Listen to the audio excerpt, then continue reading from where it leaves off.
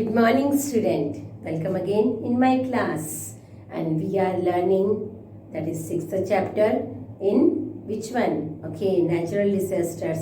And you know very well what is the meaning of natural disasters. And so many natural disasters we had discussed in previous classes. Today's our topic is drought. Before we will learn about drought, we will revise our previous topics. That one, earthquakes. You know very well what is the meaning of earthquakes. Of course you know, that is bhukam ana. Suddenly, continuously join. Suddenly earthquake आता है, but continuously in our earth there is something happening. Continuous होता है. In the core there is a hot and solid and some liquid materials are there, and उसकी वजह से जो बहुत ज़्यादा हॉट मटेरियल है उसके वजह से जो वेव्स आते हैं ऊपर, हमारे जो क्रस्ट वाली लेयर है जिस पे हम रहते हैं, देयर इज सम कुछ क्रैचेस होते हैं, कुछ टकराव होता है, कुछ अंदर जाती हैं, कुछ ऊपर आती हैं, उसकी वजह से जो वेव्स आते हैं, that is an earthquake. Second, we had learn about floods. What is the meaning of floods? That is बाढ़ आना, हैवी रेन फॉलिंग हो जाना, सडनली बहुत ज्यादा अचानक से बारिश आ जाना, या कंटिन्यूस रेन फॉलिंग होती रहती है जिसकी वजह से वाटर लेवल राइसेस अबव द, जहां तक उसका निशान लगा होता है कि हाँ भाई यहाँ तक नॉर्मल है, उसके बाद में level increases and floods is the main reason of the heavy rain falling.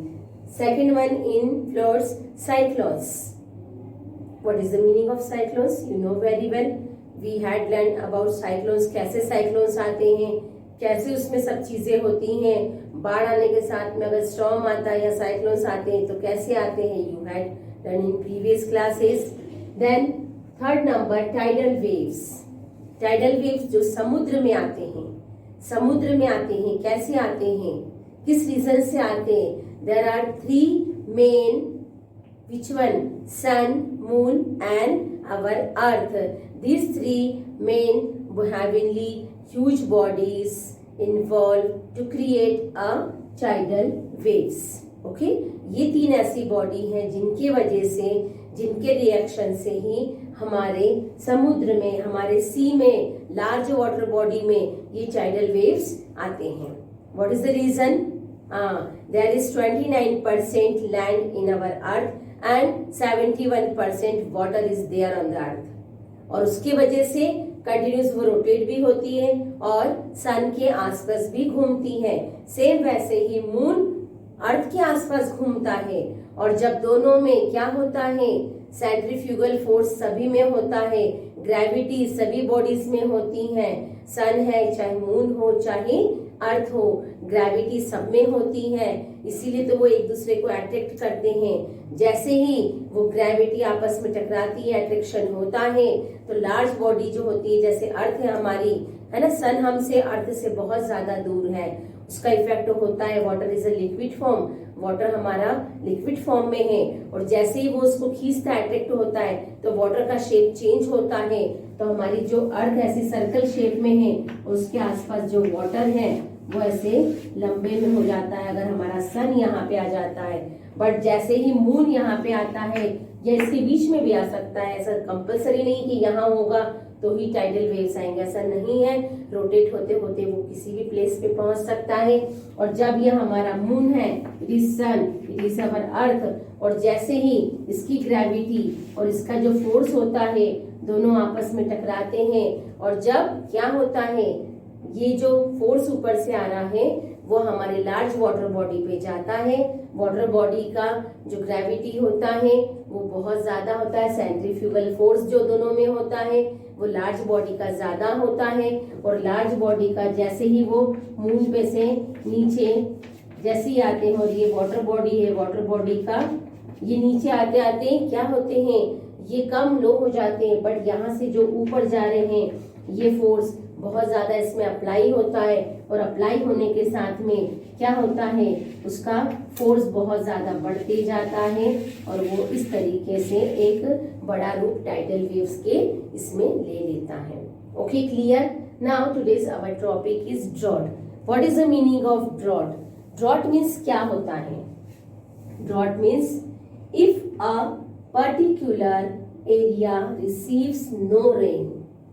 अगर किसी एक एरिया में, पर्टिकुलर एक एरिया में, अगर वहां पे क्या हो रहा है, if a particular area receives no rain, अगर वहां पे एक पर्टिकुलर एरिया में अगर कंटिन्यूस रेन नहीं हो रही है, देन और लेस रेन, या बहुत कम बारिश हो रही है कोई से भी एक एरिया में, एक हम पर्टिकुलर कोई एरिया ले लेते हैं जिसमें बारिश नहीं हुई है कुछ वर्षों से, या बारिश हो रही है but in less quantity than normal for a long period, long time, long समय तक, लंबे समय तक अगर कंटिन्यूस वहां बारिश नहीं हो रही है या बहुत कम क्वांटिटी में रेनफॉलिंग हो रही है, then it is said to be affected by drought. तो यही एक रीजन होता है सबसे बड़ा कि जब उस एरिया में, उस पर्टिकुलर एरिया में where there is no receive rains और less rain falling is there for a long time period, that is why drought will come in that particular area. Again, drought cause crops failure which leads famine. famine पढ़ने के पहले हम लोग सबसे पहले और some more reasons are there for droughts. drought के लिए और भी रीजन है, जैसे आपने पढ़ा जहां पे बारिश नहीं हो रही है किसी रीजन से, या बहुत कम, दैट मीन्स लेस रेनफॉलिंग हो रही है, बहुत कम बारिश होती है बट बहुत ज्यादा कम क्वांटिटी में होती है, या फिर बहुत ज्यादा गर्म हवाएं चल रही हैं, तूफान चल रहा है उसकी वजह से भी, या बहुत ज्यादा हॉट एयर होती है, जो गर्म हवाएं होती हैं जैसे हमारे समर सीजन में चलती हैं, वैसे कंटिन्यूस जहाँ पे बारिश नहीं है वहां पे पेड़ पौधे नहीं है, पेड़ पौधे नहीं है तो वो जगह बहुत ज्यादा पथरीली, मतलब पत्थर वाली हो जाएगी, वहां पे पेड़ पौधे होने की ना होने की वजह से क्या होगा, होते हैं तो वहां पे एयर ठंडी रहेगी, कूल रहेगी, but there is no trees are there, no rain is there, तो डेफिनेटली हवा में जो मॉइस्चर होता है, मॉइस्चर की कमी आती है। मॉइस्चर मीन्स जो नमी होती है, जैसे अभी हमारा विंटर सीजन है,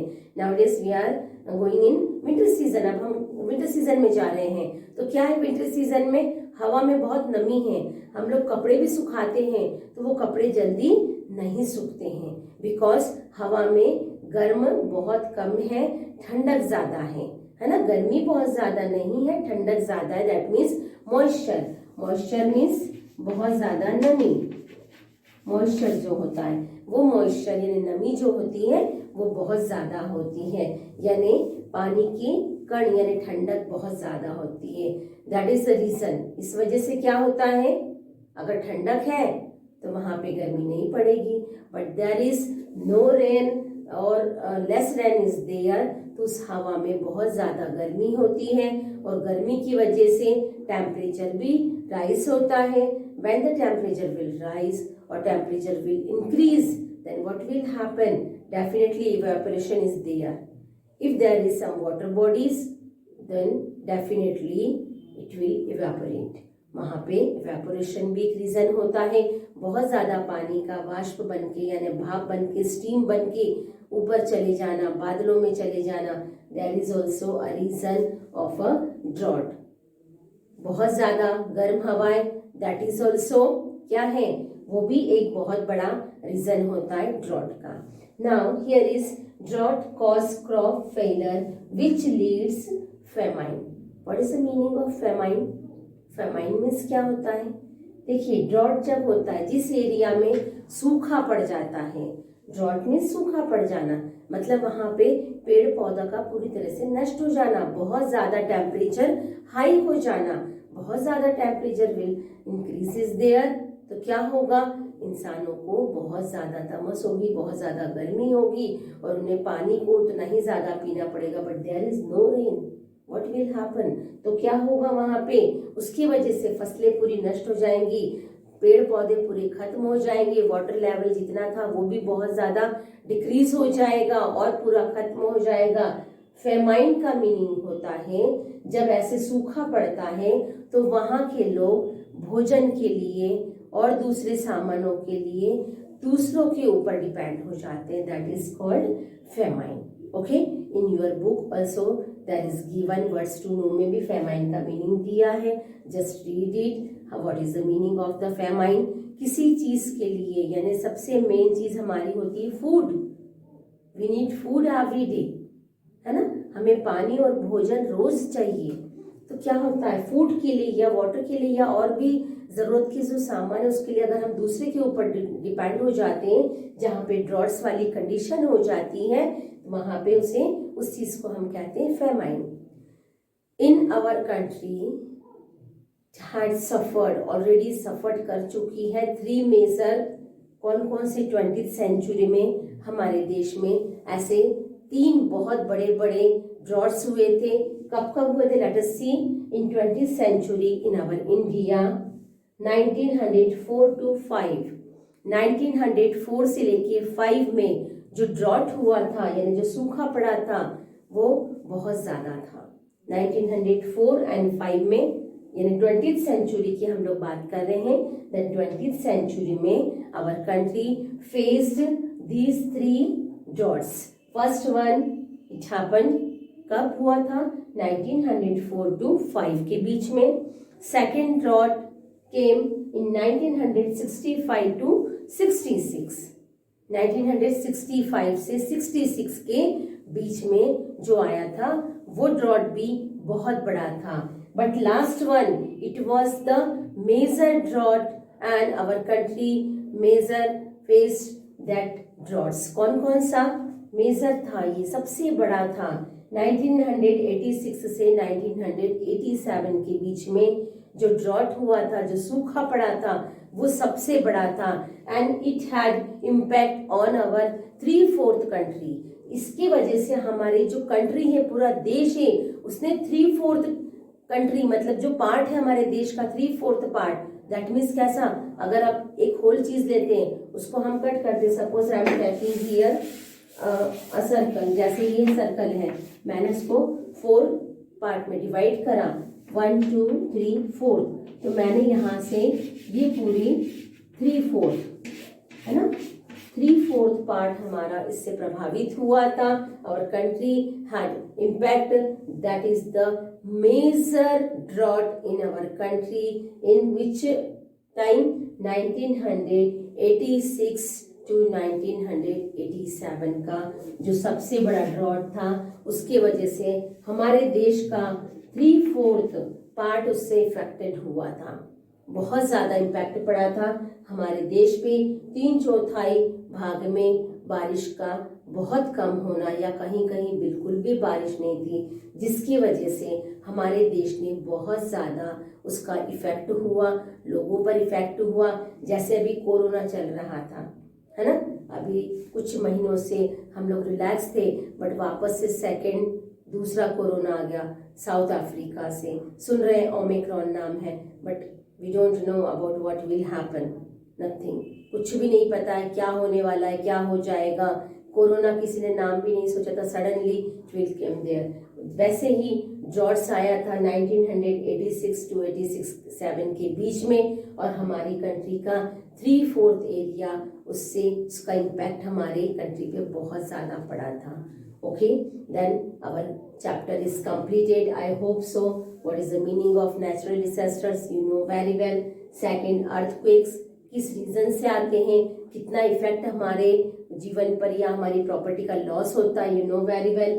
then floods and cyclones also a big natural disasters and it impact on our life and property also. Tidal waves का जो स्पीड होता है इट इज टू मच, बहुत ज्यादा होता है, बहुत speedly within in second will finish all the things of that particular area.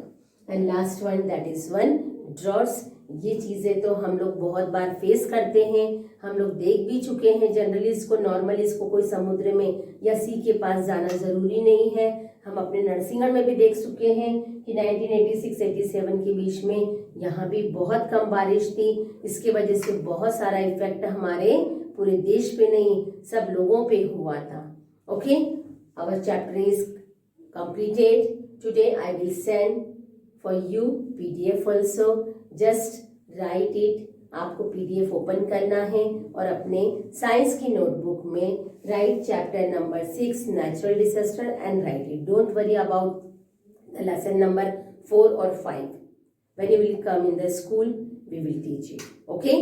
Otherwise, we will give online classes also, no problem. But please read all this topics. ये topics आप अच्छे से एक बार लाइफ में पढ़ लेंगे, आपको कभी भी फिर दोबारा पढ़ने की जरूरत नहीं पड़ेगी. You know very well what will happen, how the causes of tidal waves, what is the reason of the floods and cyclones, earthquakes or so many natural disasters are there.